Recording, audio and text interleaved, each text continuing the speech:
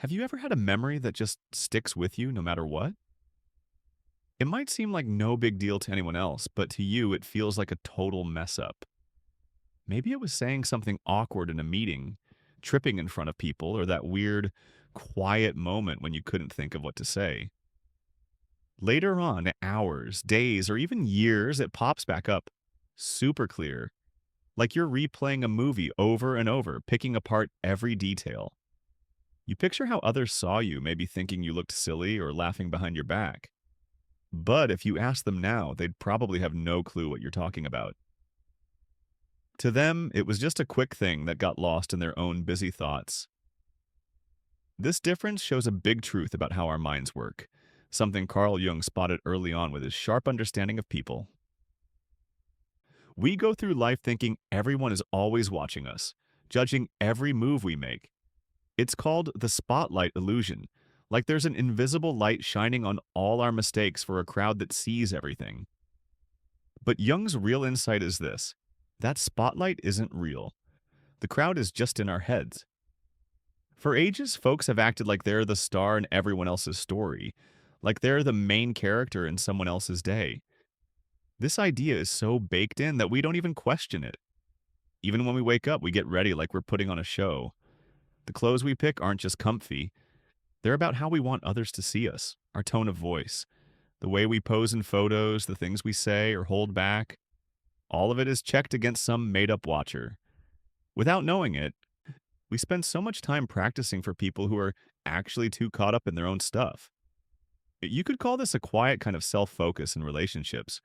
Not like I am better than you, but thinking we're always on other people's minds. It's like a hidden trap. Try watching yourself for a week, and you'll spot how many choices come from that silent question. What will they think?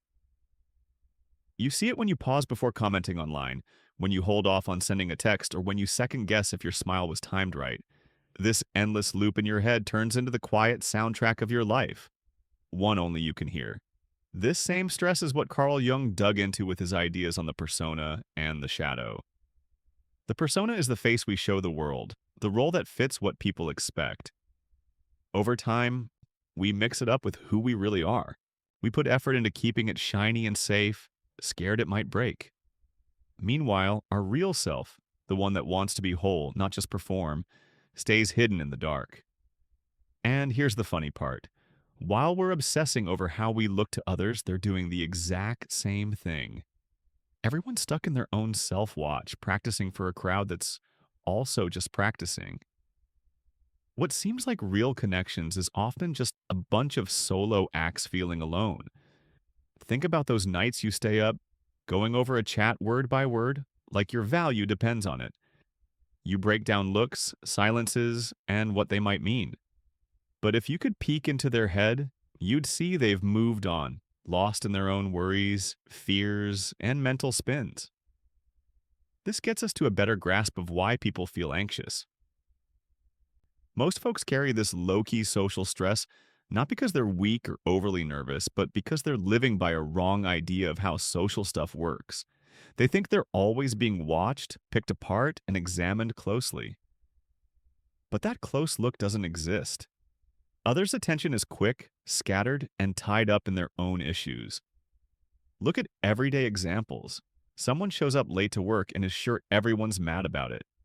Really, most people don't even notice, and if they do, it's gone in a flash.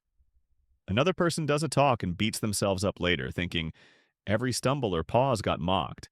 But coworkers are usually too wrapped up in their own doubts. Someone skips parties because they worry their quietness makes them dull. Another tweaks every word in an email, scared one mistake could wreck their image. What ties all these together isn't the real world. It's the trick our minds play.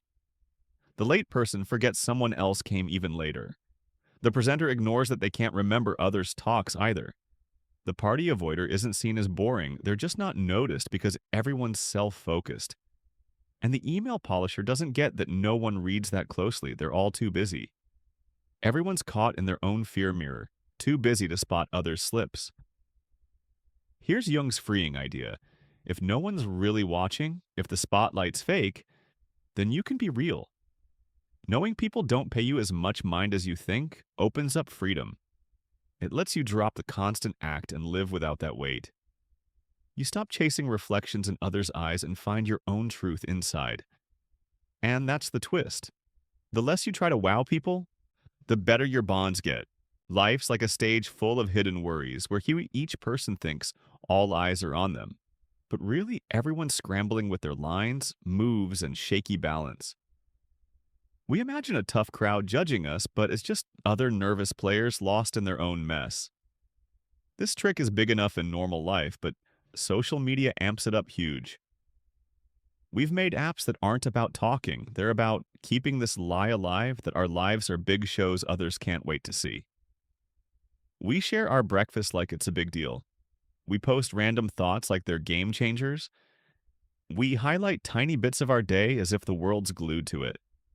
The more we set up these bits, the more we crave likes and nods. We tweak pics, fix words, and pick only the best moments to look perfect, on track, and worth envying. But this glossy front costs us. When the thumbs up don't roll in, doubt hits hard, and we forget others are hustling their own acts too. Everyone's so into their own show that they barely glance at yours. Here's where the first break in this self-trick shows up. Check your habits. How do you handle others' posts? You glance for a second, maybe tap like on autopilot, and keep scrolling. You rarely pause or dive deep into their world. Your focus is split, surface level, jumpy. If that's how you see others, why think they see you any differently? Remember times you felt bad about something you did or said? Sure, it'd stick forever, then later find out no one recalls? This mix-up comes from what Carl Jung called the uneven way we experience inside stuff. We know our own thoughts, doubts, hopes, and messes fully. We feel every little thing, so we seem super complex to ourselves. But with others, we only see the outside, their actions, words, reactions. Their inner battles stay hidden. This twists things. Others look simpler, easier to guess, less deep than us. We cast ourselves as the lead in a big, messy story, and them as side parts. From this gap comes one of social life's biggest tricks. Thinking others notice us as intensely as we notice ourselves. Really, we way overguess how much room we take in their heads. At first, this truth feels like a downer. For most, even close folks, we're not the heart of their world. We pop in and out like a quick spark. This can sting since a lot of our self-value ties to thinking we're key to others. But Jung pushes us to dig deeper. Not mattering much isn't about our worth. It's how minds work. Everyone's sunk in their own view, not from being selfish, but because that's how seeing things goes. Awareness only flows one way at a time. And in that, there's no blame, just release. When you really get that others aren't watching like you thought, space opens. You quit spinning around made-up opinions. You center on yourself. Picture what that shifts in your life. What goals would you chase without fear of judgment freezing you? What honest words would you say without gripping your mask? This isn't about ditching people or not caring about ties. It's about shifting energy from faking an image to something real. Instead of shining masks for claps, you tap your inner meaning and power. Jung called this breaking free from the persona, that expected role, to meet the self, your core of wholeness and freedom. Living from that self takes guts. It means your value isn't in shaky cheers from a distracted group. It means even if folks forget your words or deeds, your inner you remembers if you were true or just acting. Real freedom isn't in being noticed, it's in seeing yourself clear. And here's the paradox. The less you push to impress, the more vibrant you get. When you see most roles are pointless shows for folks not paying attention, you drop them. And, surprise, as you quit faking and go real, you draw people in more. Being true pulls like a magnet, better than any perfect setup. Ask yourself, how much energy have you wasted on an image maybe no one's even seeing? Moving from outside nods to real inner strength doesn't mean ignoring others. It's a reset. Their views lose that over-the-top control on your choices. Step 1. For a week, Before big picks, ask, am I choosing this because I want it or for hoped for okay from others? Soon, you'll see how often an imaginary crowd sways you. Step 2. Rethink social fears. Intense spots ask, am I scared of real fallout from rejection or just the judged feeling? Usually the fear's bigger than the actual hit. Step 3. Use what old thinkers called control split. You handle your actions, words, choices, but not others' takes or judgments. And key, you don't need to. Try this. Watch your focus on others for a week. See how quick and light most meetings are, how fast your mind jumps back to your stuff. When someone shares a story, do you fully listen or plan your reply? Spot a couple fighting in public. Do you dig into their deal or note it and move on? This shows how much real attention you give and what to expect back. If your own focus is limited and jumpy, why think others give you more? Human attention math is tough. Our brain space is small, mostly aimed inside at worries, plans, memories, hopes. The deepest practice. Build inner approval from yourself. When this hits home, it's like reordering your whole being. Your focus moves from outside yeses to inner clearness.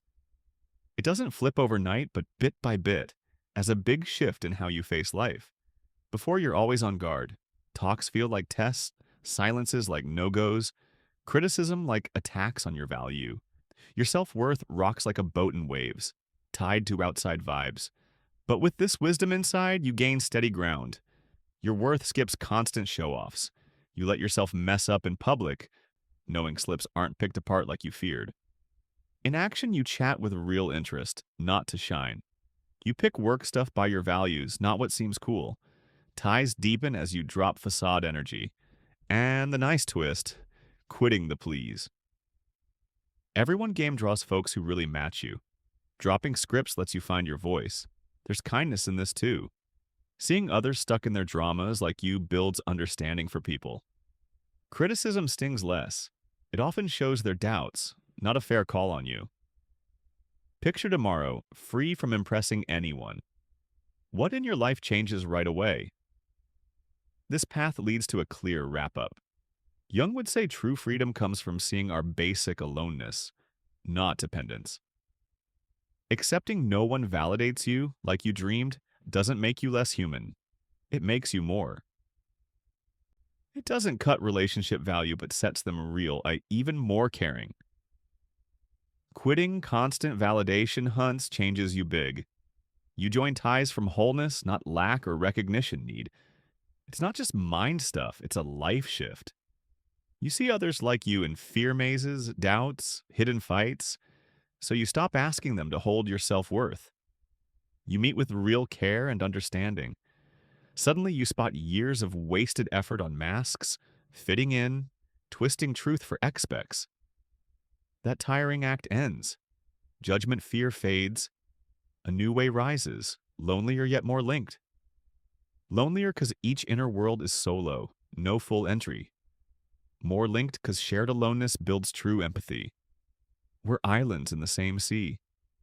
This takes bravery. Drop validation safety. Own your life fully. But the prize is freedom, the best kind.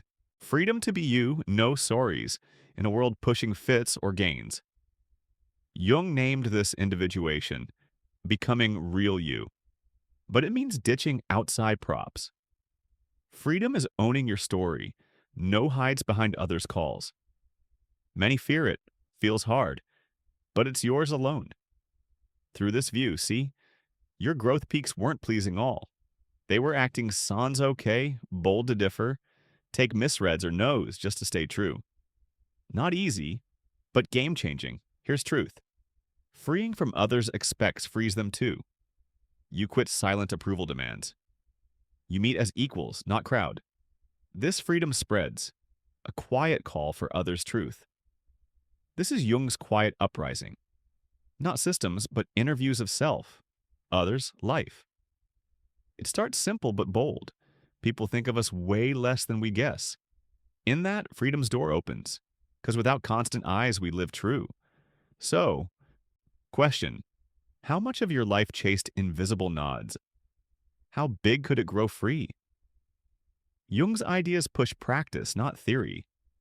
Each time you pick real over okay, inner voice over outside buzz, your freedom base builds. If this hits you, share thoughts. Maybe a bit you see in your life. Know someone weighed by expects? Pass it on. Might ease them like you. For more psych and life ideas, sub and bell here. We make space to live Jung stuff. Remember, stop living for others. Yes, your real life starts.